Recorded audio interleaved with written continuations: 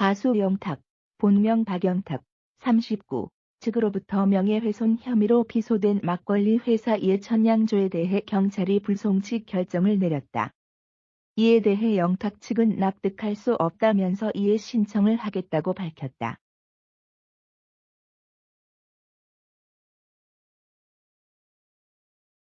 예천양조는 지난 10일 공식 입장을 통해 영탁과 영탁 모친이 예천양조를 상대로 진행한 형사고소건에 대해 3개월간의 조사 끝에 경찰 3일 불송치 결정을 내렸다.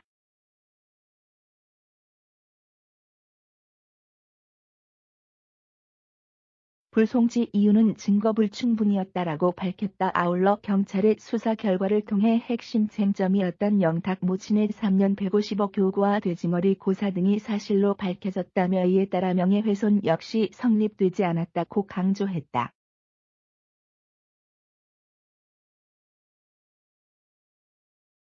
예천양조에 따르면 서울 강동경찰서는 지난 3일 백구영 예천양조 회장 등에 대한 공갈미수 등 혐의 고소 사건에 대해 증거불충분으로 불송치 결정했다. 이에 대해 영탁 소속사 미라도로 최근 10일 입장을 내고 수사기관의 불송치 이유에 따르면 예천양조 측의 협박 또는 강요미수는 인정된다는 취지로 밝히고 있다.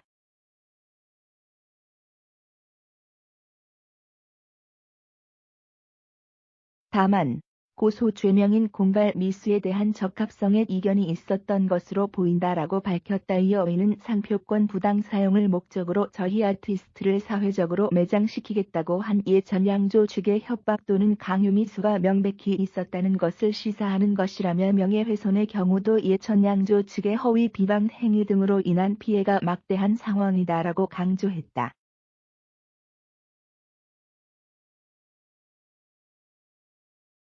소속사는 이러한 중대한 잘못을 저질렀음에도 불송치가 된 점에 대해 소속사는 법리적인 판단이나 사실 판단에 있어 모두 납득할 수 없는 바, 즉시 형사소송법에 따른 이의 신청 및 수사심의 신청을 통해 잘못된 결정을 바로잡을 예정이다라고 설명했다.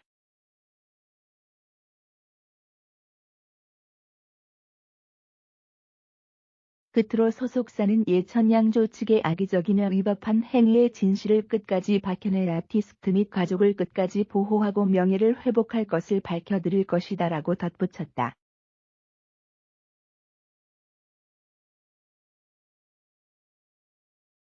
영탁과 예천양조의 갈등은 지난해 2월 영탁 막걸리 모델 재계약 협상이 결렬되면서 시작됐다. 당시 예천양조는 영탁의 영탁 막걸리 모델 활동이 만료됐다는 사실을 알리며 영탁 측이 모델료 별도, 상표 관련 현금과 회사 지분 등 1년간 50억 원, 3년간 150억 원에 달하는 금액을 요구했고, 최종 기한일까지 금액 조율을 거부했다라고 주장했다.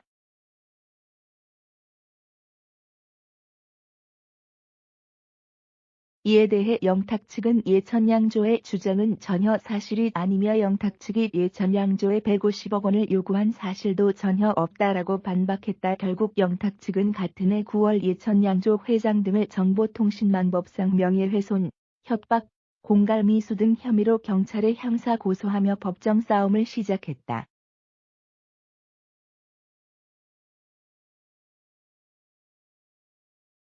한편 영탁은 2020년 3월 종영한 TV조선 트로트 오디션 프로그램 미스터 트롯에서 2위에 해당하는 선을 차지하며 큰 사랑을 받았다.